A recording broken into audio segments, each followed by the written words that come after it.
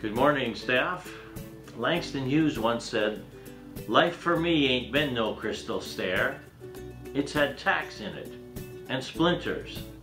Now you might say, Dr. J, what does that have to do with anything? Well, what it has to do with is that most of us actually have to work for a living. We don't get to walk on a crystal stair. So as we approach this Labor Day weekend, a weekend in which we're reminded that we're training many of our kids to ultimately work for a living also, I want to reflect back on the Labor Day weekend and some of the occupations that people now have in this country.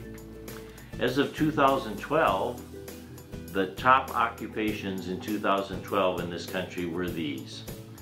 Cashiers, 3.3 million people.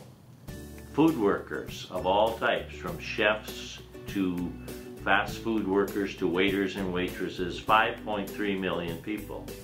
Customer service representatives, 2.3 million. Registered nurses, 2.6 million. Laborers and custodians, 4 million. And secretaries and clerks, 4.8 million. So in 2012, those were the top occupations in terms of numbers.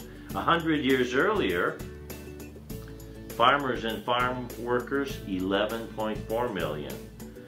Manufacturing laborers, 4.7 million. Mine workers, 1 million.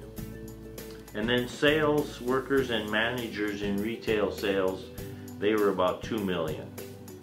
So 100 years ago, over 16 million people were basically manual laborers. And now today it's down to 4 million, of which 2 million are custodians. So basically today, no one works in manual labor. Everybody works with their brains. A friend of mine said, do you want to work 30 years with your back or 30 years with your brain? Well, we're training our kids to work 30 years with their brains. We're training them to use their brains, to use technology. Now, before I conclude, I want to give a shout out to Liz Winks, 4th grade teacher at Ruth Fisher, the first person to have a lesson and a resource accepted by Beyond Textbooks. Congratulations, Liz.